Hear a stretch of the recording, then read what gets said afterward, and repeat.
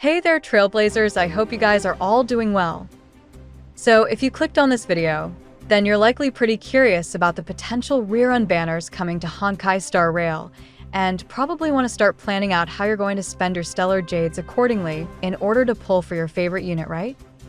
Well, you're definitely in the right place, because today we're going to go over the potential upcoming rerun banners coming to HSR between version 4.2 and version 4.4, including both the new characters arriving in each patch and the rerun banners expected to appear alongside them.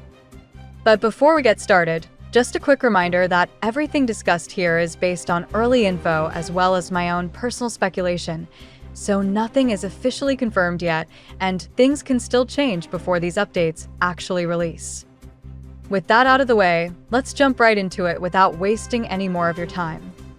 Starting things off with version 4.2, this patch is expected to introduce two new limited characters who both appear to be heavily connected to the Elation playstyle that's been slowly expanding throughout the 4X cycle. In Phase 1, the new limited banner is expected to feature Silver Wolf level 999, which is a new alternate version of Silver Wolf with the imaginary element that follows the path of Elation.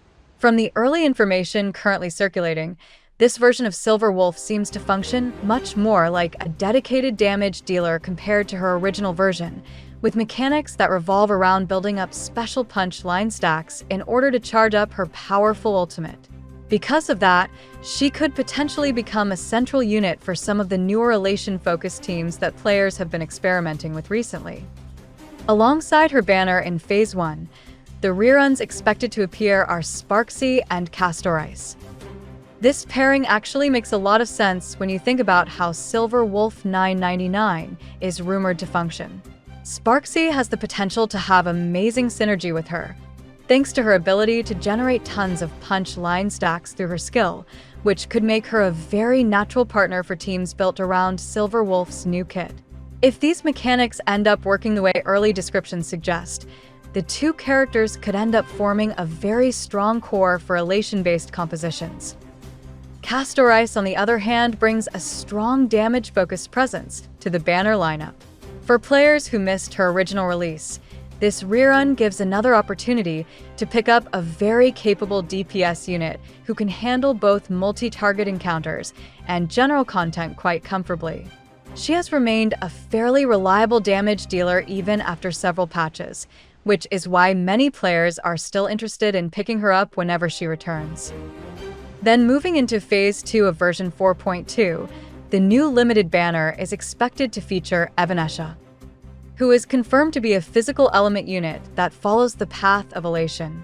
And from what we know so far, her playstyle appears to be designed around building special stacks during combat that eventually trigger large bursts of damage tied to Elation mechanics.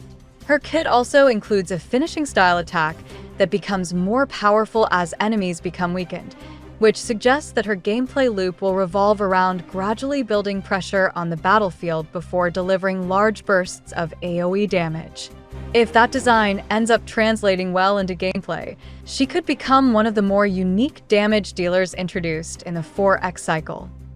Now, accompanying Evanesha's banner in Phase 2 are the reruns for Yao Guang and Cyrene. Yao Guang has been known for offering strong synergy with certain team setups that rely on layered buffs and coordinated attacks, which makes her a pretty logical rerun choice alongside Evanesha. Cyrene, meanwhile, brings a very unique type of utility to the table thanks to the way her kit adds additional damage effects when allies attack enemies. In teams that attack frequently or trigger multiple damage instances in quick succession, that type of mechanic can become extremely valuable. Because of this, Cyrene tends to scale very well alongside characters who naturally create a lot of attack triggers during combat. So overall, version 4.2 looks like a patch that heavily emphasizes synergy-based team building, and the reruns in that version seem to be structured specifically to support that direction. Moving on into version 4.3, the banner lineup shifts slightly as we begin to see more alternate versions of existing characters appear. In Phase 1, the new limited banner expected to arrive is Blade SP, a new variant of Blade that is rumored to follow the Erudition path. This is an interesting change because Blade's original version focuses heavily on self-damage mechanics and single target pressure, while an Air Edition version would likely lean much more into area damage and multi-target combat scenarios. That alone could give him a very different role compared to the original Blade. It also continues the trend of alternate SP characters introducing entirely new gameplay styles compared to their base versions. Alongside Blade SP in Phase 1, the RERUN banner expected to return is Tribby. Tribby is one of those characters who tends to provide a lot of value through strong supportive mechanics, and her RERUN here gives players another opportunity to pick her up if they skipped her initial banner. Support characters like this often become more valuable over time as new DPS units are released that can benefit from their buffs. Then in Phase 2 of version 4.3, the new limited banner expected to arrive is Pearl, a preservation unit who is believed to be part of the Stone Hearts faction. As a preservation character, Pearl will likely focus on defensive utility and team protection, which could make her a very useful option for players who want stronger survivability tools when tackling more difficult endgame content. Characters in this role often end up being extremely valuable long-term because strong defensive options tend to stay relevant for a very long time. Alongside Pearl's banner, the RERUN expected to appear in this phase is Phanon. Phanon remains a very powerful character with strong offensive potential, so his RERUN here could end up being quite appealing for players who skipped his original banner but still want to add another strong damage dealer to their roster. Finally, let's talk about version 4.4, which currently looks like it may introduce another alternate character variant.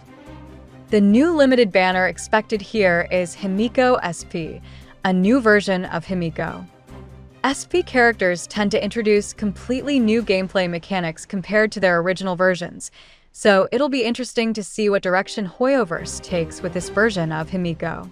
Alternate versions of existing characters have become a pretty big focus recently, so it wouldn't be surprising if this new Himiko ended up bringing an entirely new playstyle to the roster. Alongside her banner, the reruns expected in version 4.4 are Sunday and Jiaoqiu. Sunday is widely considered one of the strongest support characters in the game thanks to the powerful buffs he provides to hyper-carry style teams, so his rerun could easily end up being one of the most valuable banners across this entire roadmap. Jiaoqiu, meanwhile, offers strong debuff utility and damage amplification, making him another very solid support option depending on the types of teams you're building. When you step back and look at the banner roadmap from version 4.2 through version 4.4 as a whole, it becomes pretty clear that this stretch of patches is designed to constantly test how players manage their stellar jades.